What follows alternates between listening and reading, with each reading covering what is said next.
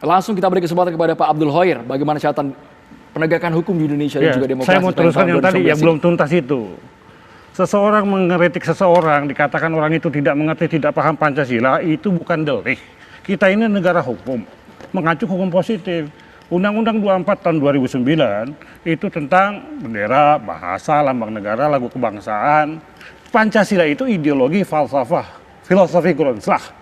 Kalau saya dikatakan oleh Bung Rocky, Abdul Khoir tidak Pancasila, tidak ada delik bagi dia. Saya bukan orang yang dizolimi atau orang yang dikatakan kena pencemaran, tidak ada delik. Itu.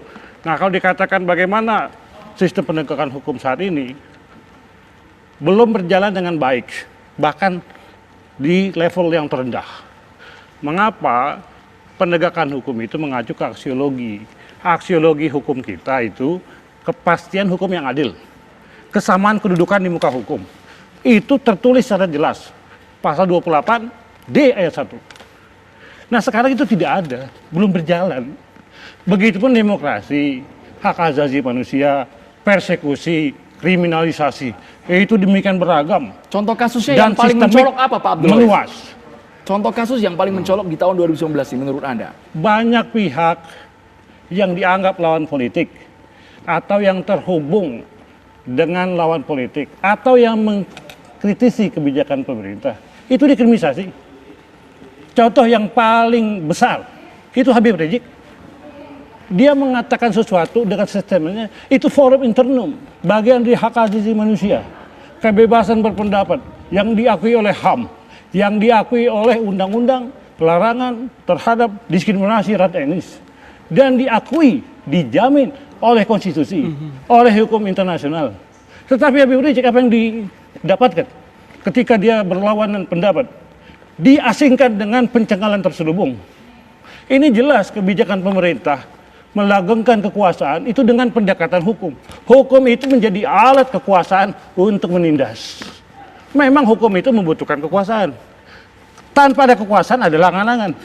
Tetapi apabila kekuasaan tanpa hukum itu kezaliman. Baik. Tidak dapat diterima dalam konsep negara hukum yang demokratis. Ada kezaliman di sana. Ya, gini, tadi kan ini belum selesai antara Pak Rocky dengan Pak Junimar. Saya tadi berjanji untuk menengahi, tidak sok tahu, tetapi kira-kira beginilah. Pada bagian tertentu saya itu tidak perlu merasa tersinggung apa yang dikatakan Rocky. Meskipun saya pernah dibilangi apalah banyak macam gitu ya. Karena menurut saya selain faktor-faktor yang bisa berdampak berisiko hukum dari kalimat itu, sebenarnya ada hal yang lebih substansial juga sebenarnya. Adalah tentang etika dan kearifan. Saya tidak perlu menghakimi saudara Rocky untuk semua yang dikatakannya meskipun saya dongkol. Sebab pada bagian tertentu dia sudah mendapatkan risiko dari itu. Orang yang pertama mencintainya tiba-tiba kemudian mengatakan, oh Rocky berlebihan.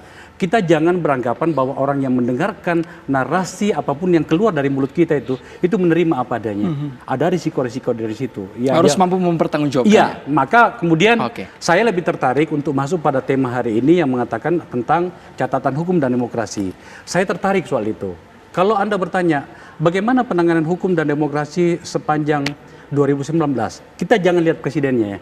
Karena kan kita selalu membawa masalah itu pada siapa orang.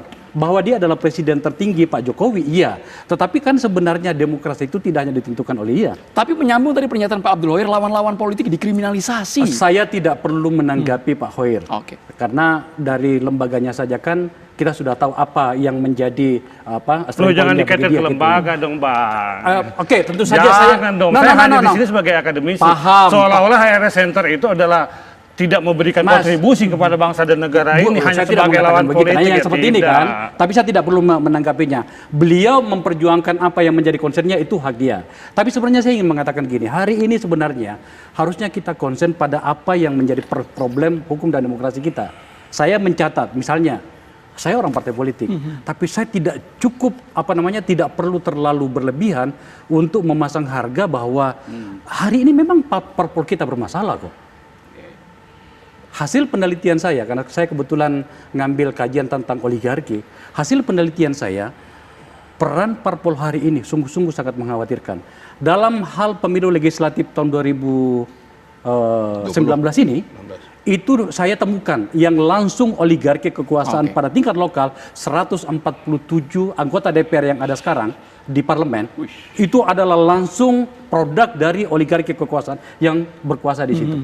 Dalam hal pilkada terakhir, dua pilkada langsung kali itu, saya temukan 74 bupati dan gubernur yang merupakan produk dari oligarki itu. Itu problem dari kita. Baik.